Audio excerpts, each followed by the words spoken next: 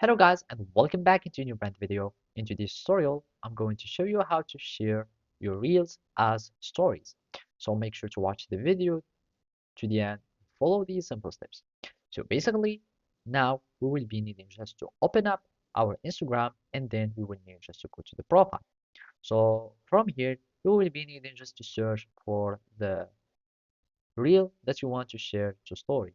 Either you can create your own reel and then share it after that, or we can just choose some reels that we already have. So in my case, I will just click on this profile and basically let's just do like that and go again to the profile and then we go to the reels and from here we will choose any reels that we want. So let's suppose that we choose this one and basically we want to add it to a story. So as you can see here, we can already find add to story. By clicking on add to story, you will be able to have your real as story.